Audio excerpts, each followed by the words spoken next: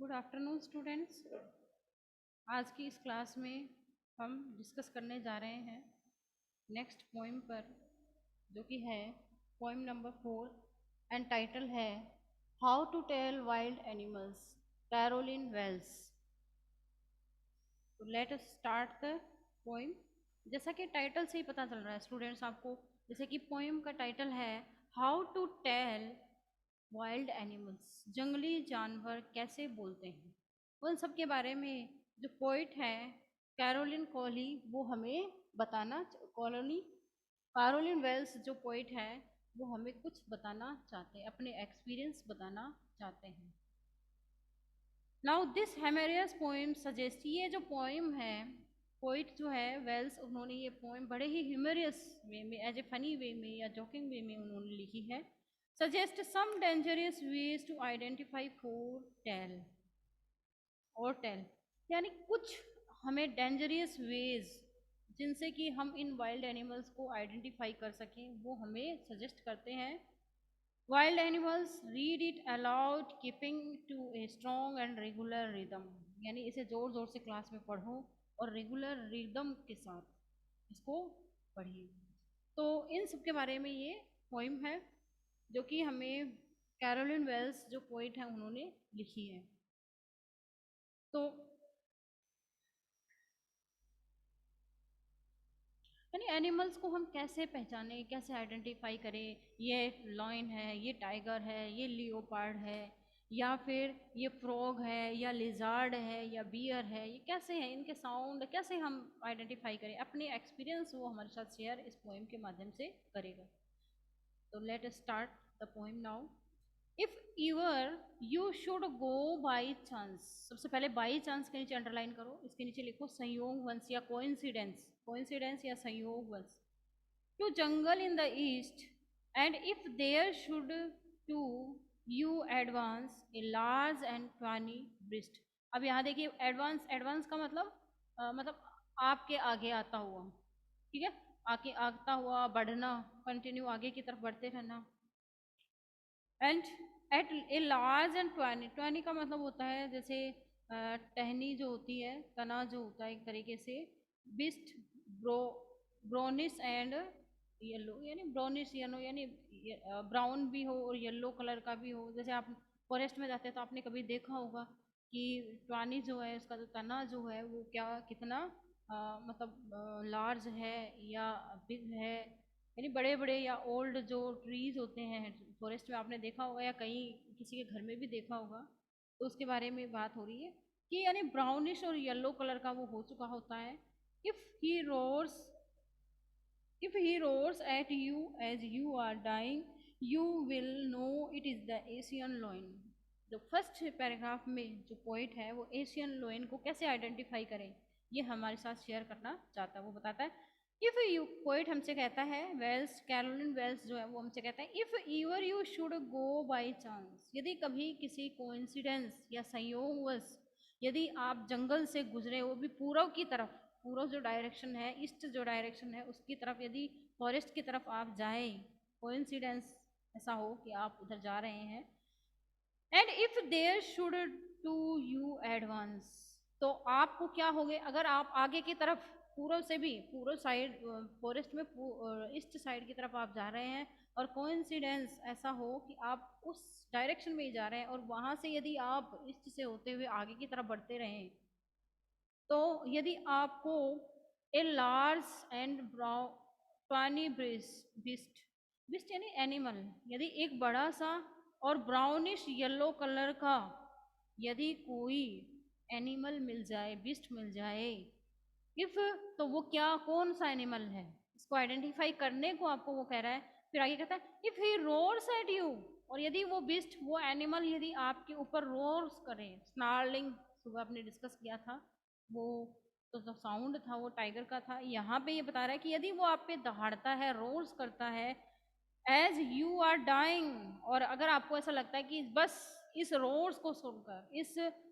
मतलब इस रोहर को सुनकर, इसके दहाड़ने को सुनकर मैं तो सिर्फ क्या करने वाला हूँ, डाइंग, मैं मर रहा हूँ,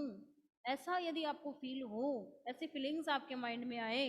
यू विल बी नो, तो आप ये समझ जाइएगा it is the Asian lion, और वह जो एनिमल है कौन सा है, एशियन लॉयन एनिमल है। तो यानी पोइट ने फर्स्ट पैराग्राफ में एशियन लॉयन जो एनिमल है उसको कैसे आइडेंटिफाई करोगे आप, इसके बारे में बताया है। कैसे कलर होगा, किस साइज का होगा, लार्ज होगा और ब्राउनिश येलो कलर का होगा। और यदि आप कहाँ जाएं, कोइंसिडेंस यदि वो जंगल में या फॉरेस्ट में ईस्ट डायरेक्शन की तरफ चले जाएं और ईस्ट से भी आगे फिर आप बढ़ते रहें उस फॉरेस्ट में आगे की तरफ, तो आपको एक लार्ज एंड ब्राउनिश और येलो कलर लिए हुए एक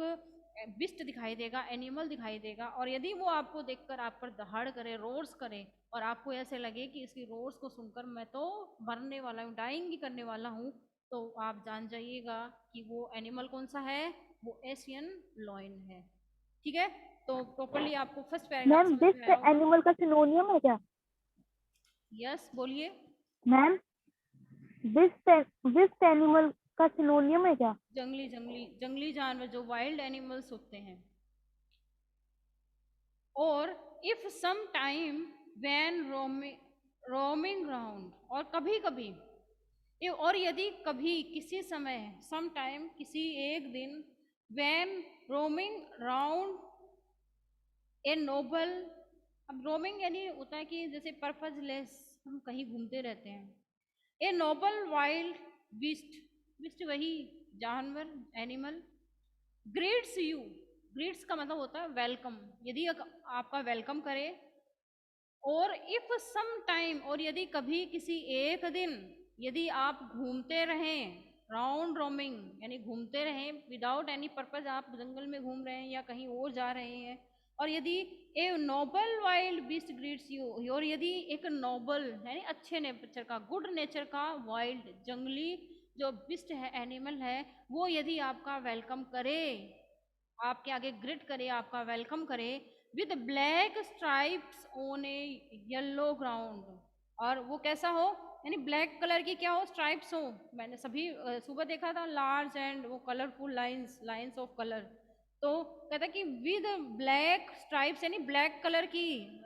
लाइंस हो, कलर की उस पर ब्लैक कलर की लाइंस हो, ऑन ए येलो ग्राउंड, और उसका जो बॉडी हो वो कैसा हो, येलो ग्राउंड हो, यानी येलो कलर की उसकी बॉडी हो और उसके ऊपर ब्लैक कलर की लाइंस बनी हुई हो। जस्ट नोटिस, जस्ट नोटिस यानी ये ध्यान रख लेना, इफ ही ईट्स यू, यदि वो तुम्हें खाए, खाता है तुम्हें, यदि तुम्हारी तरफ खाने के लिए दौड़ता है, दिस सिंपल रूल में हेल्प यू लर्न, और यदि ये सिंपल सा ये जो रूल है मैं तुम्हें बता रहा हूँ कि यदि कोई ब्लैक यानी येलो कैसी हो, उसका येलो कलर हो लेकिन उस पर ब्लैक कलर की लाइंस आपको दिखाई दे, और फिर यदि आप ये देखो कि वो आपको खाना चाहता है, आपकी तरफ खाने के लिए आपकी तरफ दौड़ रहा है, बिल्कुल झपट रहा है, तो ये सिंपल रूल याद रखना कि वो जो होगा, वो जो एनिमल या बिस्ट होगा, वो क्या होगा, the Bengal tiger to discern, discern यानी आइडेंटिफाई कर लेना, टू डिसर्न यानी आइडेंटिफाई कर लेना कि वो बंगाल टाइगर है, बंगाली टाइगर है। ठीक है, तो इस तरीके से सेकंड पैराग्राफ में उन्होंने बंगाली टाइगर कैसा होता है, बंगाल टाइगर कैसा होता है, बेंगल, वो बताया है। थर्ड में देखिए, इफ स्ट्रोलिंग फोर्थ, स्ट्रोलिंग का मतलब होता है कि ऑनवर्ड यानी आपकी तरफ, आगे की तरफ, स्ट्रोलिंग फोर्थ, सॉरी स्ट्रोलिंग का मतलब, फोर्थ का मतलब होता है ऑनवर्ड, आगे की तरफ, आपकी तरफ चलकर आए। एंड स्ट्रोलिंग का मतलब होता है a slow walk for pleaser, जैसे होता है ना चहल कदमी, थोड़ी नहीं प्लेजर के लिए, एंजॉय करने के लिए, कि हाँ मुझे थोड़ा चलना है, तो धीरे धीरे हम जो चलते हैं, स्लो वॉक जो हम करते हैं उसको कहते हैं strolling. If strolling forth a beast you view whose hide with sports in peppered, अब देखिए पेपर्ड का मतलब होता है, देखो पेपर्ड का मतलब होता है covered with sports, covered with sports यानी स्पोर्ट्स यानी धब्बे, अगर उसके पास धब्बे बने हो और उससे उसकी बॉडी कवर हो। ठीक है, as soon as he has left, left यानी उछलना, on you, you will know it is the leopard, I do, oh, sorry, it, this will do no good to roar with pen, he is only lap and lap again। अब देखिए इसमें हम पढ़ते हैं, if, अब आगे की line में पॉइंट करता है थर्ड पैराग्राफ में, इफ स्ट्रोलिंग फोर्थ, यदि वो चहलकदमी करता हुआ, या फिर to walk slow for pleasure, यानी वो अपने प्लीजर में चल रहा हो, अपनी खुशी से चल रहा हो, चहलकदमी कर रहा हो, आगे आपके तरफ आ रहा हो, यानी इस तरीके से धीरे धीरे चलते हुए वो आपकी तरफ आ रहा है, अपने एंजॉय में, प्लीजर में चलता जा रहा है, तो ए बिस्ट यू व्यू, और यदि ऐसा एनिमल अगर आपको दिखाई दे, आपकी नज़र में आए, इन यू योर व्यू, यानी आपकी नज़र में आए ऐसा एनिमल जो कि धीरे धीरे प्लेजर से, अपनी खुशी से चल रहा है, आनंद से चल रहा है, एंजॉय से चल रहा है, whose hide with spots is peppered, और उसकी जो हाइड है नहीं, उसका जो पार्ट है या उसकी जो स्किन है उस एनिमल की, वो वैसे तो हाइड यानी मैंने बताया वो आपको, हाइड हिड हिडन वर्ब होती है, लेकिन यहाँ पे मतलब इसका है उसकी जो स्किन है, उससे मतलब है यहाँ हाइड का, whose hide with spots is peppered, और उस मतलब पेपर्ड यानी कवर्ड विद स्पॉट्स, उसकी जो स्किन है वो स्पॉट्स से क्या हो, कवर हो पूरी तरह, यानी इस तरीके से स्पॉट्स गोल गोल बने हुए हो, जैसा कि पिक्चर में भी दिखाया है, देखिए ये रहा स्पॉट्स बताया हुआ इसमें, देखिए इस एनिमल के स्पॉट्स बने हुए हैं जगह जगह उसकी स्किन पर, तो वो कहता है कि अगर उसकी कवर्ड विद स्पॉट्स, उसकी जो स्किन है वो कवर्ड विद स्पॉट्स हो, यानी इस तरीके से बने हो, कुछ मार्क उसके बॉडी पर हो, as soon as he has leapt on you, और जल्दी से जल्दी वो तुम पर क्या करने लगे, लेफ्ट यानी तुम पर उछलने की कोशिश करे, तुम पर जंप करने की कोशिश करे, you will know it is the leopard, तो तुम ये जान जाना कि वो एनिमल बीस्ट कौन सा है, लियोपार्ड है। This will do no good to roar with pain, क्योंकि तुम्हें टाइम ही नहीं मिलेगा कि तुम क्या करो, दर्द के लिए चिल्लाओ, दहाड़ो, रो, इतना तुम्हें टाइम ही नहीं देगा, वो इतनी फास्टली वो तुम पर जंप करेगा, he will only lap and lap again, वह सिर्फ उछलता है, जंप करता है बार बार, यानी बाद में कोई यूज नहीं होगा, अगर तुम मतलब बाद में मत पछताना, रेपेंट मत करना अपने आप पर कि मैंने इस पोइट की बात नहीं मानी थी कि वो लियोपार्ड है, यानी लियोपार्ड को पहचानने का तरीका, वो डिस्टर्न करने का तरीका बता रहा है कि यदि इस तरीके से मतलब उसकी जो स्किन है उसके ऊपर इस तरीके से यानी पेपर्ड हो, कवर्ड विद स्पॉट्स हो, धब्बे बने हुए हो, गोल गोल राउंड सर्किल हो, और यदि वो धीरे धीरे स्ट्रोलिंग करता हुआ अपने प्लीजर में चलता हुआ आ रहा है, और फिर वो अचानक क्या करेगा, वो आपके ऊपर लेफ्ट करेगा, आपके ऊपर जंप करेगा, और फिर तो जान जाना कि वो लियोपार्ड है, और फिर उसके बाद it will of no use, उसके बाद आपको जो पेन होगा, जो सफरिंग होगी या जो ट्रबल्स होंगी, उसके लिए तुम्हें पछताने को टाइम ही नहीं मिलेगा, रोने दहाड़ने के लिए टाइम नहीं मिलेगा, बिल्कुल रोने के लिए कुछ नहीं बचेगा, क्यों, क्योंकि वो सिर्फ जंप करता है, जंप कर देता है और मार देता, डर के मारे ही ह्यूमन बीइंग है की डेथ हो जाती है। तो ये जो लियोपार्ड है, थर्ड पैराग्राफ है, उसमें लियोपार्ड को कैसे आइडेंटिफाई किया जाए उसके बारे में पोएट ने हमारे साथ डिस्कस किया है। तो आगे के पैराग्राफ में पोइट कहता है, if when you are walking round your yard, और यदि कभी आप चल रहे हैं अपने जो यार्ड है, कोर्ट यार्ड है, आंगन है, फर्श है, वहां पे यदि आप चल रहे हैं, अपने आंगन में चल रहे हैं, you meet a creature there, और यदि तुम्हें यहाँ वहां कोई क्रिएचर दिखाई दे, कोई प्राणी दिखाई दे, कोई एनिमल दिखाई दे, who hugs you very very hard, who hugs you very very hard, जो कि तुम्हें गले लगाए, हग से नहीं गले लगना, तो कहते हैं जो कि तुम्हें गले लगाए बार बार, मतलब कस कर, हार्ड नहीं, वेरी वेरी हार्ड यानी कस करके, बहुत ज्यादा तेज कस करके तुम्हें गले लगाए, बी श्योर, तो श्योर हो जाना, इट इज ए बियर, तो वो भालू है, बियर है। If you have any doubts, यदि तुम्हें कोई डाउट हो, आई गेस, तो मैं अनुमान लगाता हूँ, he will give you just one more care, caress, अब देखो केयरस दिया हुआ है, केयर तो सबको आता है, CARE केयर, डबल एस लगा दिया, केयर्स का जब मतलब होता है, इसका मतलब है जैसे कि gentle and loving touch, gentle है, a gentle and loving touch वो देगा, ठीक है। तो देखिए पोइट आगे के पैराग्राफ में कहता है, पैराग्राफ फोर्थ में वो बताता है कि हम एक बियर को कैसे आइडेंटिफाई करना है, वो कहता है यदि आप कभी, if when you are walking round your yard, कभी अगर आप अपने घर के आंगन में या कोर्ट यार्ड में घूम रहे हैं अपनी मर्जी से, तो यदि वहां कोई एक ऐसा क्रिएचर आ जाए, ऐसा प्राणी आ जाए जो कि तुम्हें बड़े हार्ड यानी कस करके तुम्हें गले लगाता हो, तो समझ जाना कि वो कौन है, वो भालू है, वो भालू है। And if you have any doubt, और यदि इसमें भी तुम्हें यदि डाउट लगे कि वो भालू है या नहीं है, तो मैं अनुमान लगाता हूँ, मैं ये सरमाइज करता हूँ, मैं तुम्हें ये बताना चाहता हूँ कि वो तुम्हें क्या करेगा, एक बार दोबारा तुम्हें क्या करेगा, जेंटल एंड लविंग टच जरूर देगा। यानी पहले तो क्या करेगा बियर, कस कर तुम्हें गले लगा लेगा, हक कर लेगा, लेकिन उसके बाद थोड़ी देर बाद तुम क्या, अगर उससे ऐसे उसकी ग्रिप से बाहर आने की कोशिश करोगे, तो फिर देखना कि वो एक बार दोबारा क्या करेगा, थोड़ा अफेक्शन, थोड़ा जेंटल और लविंग टच है वो जरूर दिखाएगा। तो इस तरीके से एक बियर को आइडेंटिफाई करने का जो तरीका है, मैनर है, वो इस फोर्थ पैराग्राफ में पोइट ने डिस्कस किया है। अब नेक्स्ट पैराग्राफ में पोइट कहता है, दो to distinguish beasts of prey a novice might nonplus. अब देखिए नॉन प्लस का मतलब होता है पजल या कंफ्यूज, ठीक है, उलझन में होना। और नोविस का मतलब होता है, नोविस का मतलब होता है someone new to a job, किसी भी काम के लिए एक नो सीखा, जिसे हम कहते हैं ना नया नया सीखा है, या नया नया स्टूडेंट है, नया नया अगर आपने कहीं किसी कहीं जॉब अटेंड करी है, सर्विस आपकी लगी है, तो आपको कहते हैं नोविस है, अभी नया है, अभी नो सीखी है, अभी तो नया नया सीखने वाला है। तो उसी तरह का नोविस, दो टू डिस्टिंग्विश, डिस्टिंग्विश यानी वही डिफरेंस करना, अंतर करना, बिस्ट ऑफ प्रे, डिस्टिंग्विश यानी वही डिफरेंस करना, पहचान करना, प्रे, प्रे यानी एक तरीके से शिकार कह सकते हैं हम, PRAY, प्रे, प्रे यानी तो प्रार्थना करना, प्रेयर करना, मॉर्निंग के टाइम पे करते हैं, लेकिन एक ही जगह यदि ई कर दिया जाए तो इसका मतलब हो जाता है मतलब शिकार करना, अपना शिकार ढूंढता है विक्टिम। तो आगे की लाइन में वो कहता है, the crocodile you always may tell from the hyena thus hyenas come with merry smiles but if they weep they are crocodiles. अब देखिए इस एक पैराग्राफ में वो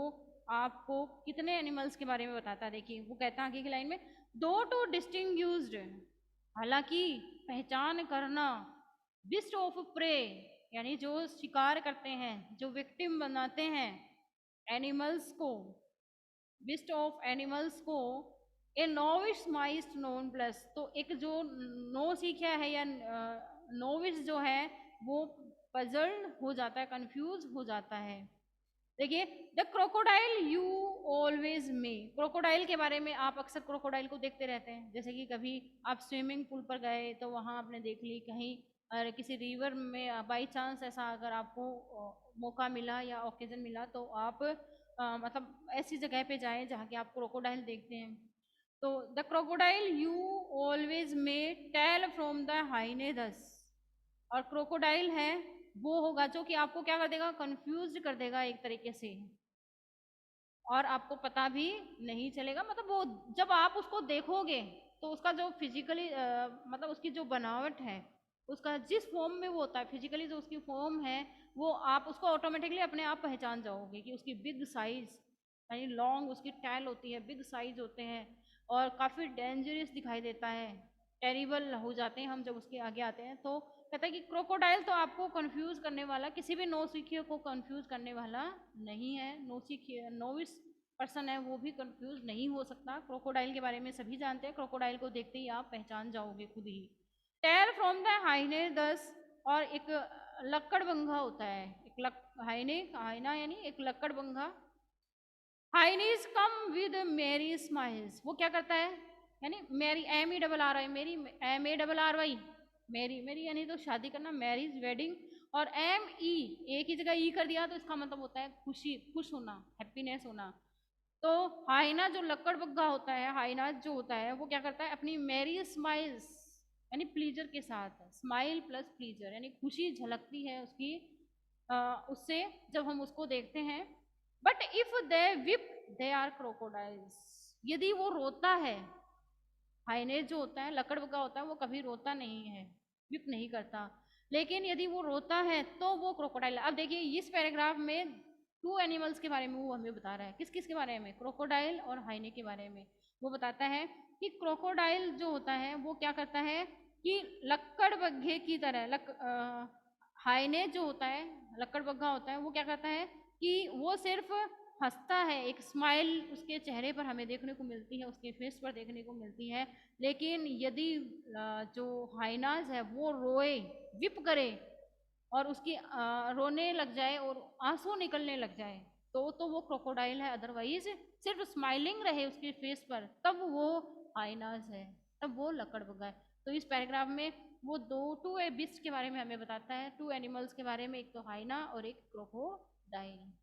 ठीक है, पहचान कर लोगे। यदि वो रोता है तो क्रोकोडाइल है, आंसू आते हैं तो क्रोकोडाइल है। अगर नहीं रोता, सिर्फ मेरी स्माइल्स उसके फेस पर देखने को मिलती है, तो वो जो है वो सॉरी हाइना है। अगर यदि वो रोता है, स्माइल भी है लेकिन वो रो रहा है साथ में, तो वो क्रोकोडाइल है। नेक्स्ट पैराग्राफ में पोइट बताता है हमें, the truth चैमेलियन is small. Chameleon होता है गिरगिट, आपने देखा होगा गिरगिट कभी, या नहीं देखा है तो देख लेना, बहुत मिल जाते हैं। जहाँ पर आपके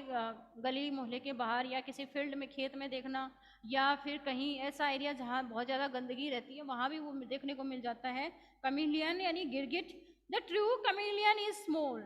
यानी ये जो कमीलियन होता है, अगर वो सच में कमीलियन है तो उसकी साइज जो होगी वो काफ़ी शॉर्ट होती है, यानी इससे इससे ज़्यादा बड़ा साइज का वो नहीं होता। ठीक है, तो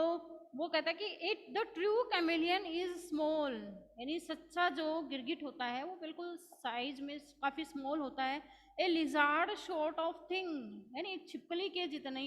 साइज का वो लगभग होता है। ऑलमोस्ट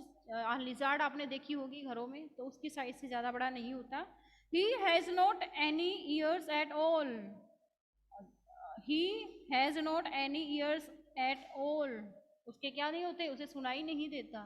उसके कान नहीं होते, ईयर्स नहीं होते हैं। And not a single wing, और ना ही एक विंग होता है, पंख भी नहीं होता है उसके। If there is nothing on the tree, और यदि ऐसा नहीं है ट्री के ऊपर, किसी भी ट्री पे यदि आप देखो तो ये दोनों ही चीज नहीं है, यानी जिसके ईयर भी नहीं है और जिसके विंग भी नहीं है, पंख भी नहीं है, तो समझ लेना this it is the chameleon you see, कि देखना कि वो तुमने लिए लिजार्ड नहीं बल्कि एक कमीलियन देखा है, एक गिरगिट तुमने देखा है, यानी जिसके क्या नहीं हो, पंख भी नहीं है और जिसके कान भी नहीं है। और वैसे भी तो समझ जाना, अगर आप ट्री पे उसको देखो तो समझ लेना कि वो कमीलियन है, वो गिरगिट है, ना कि वो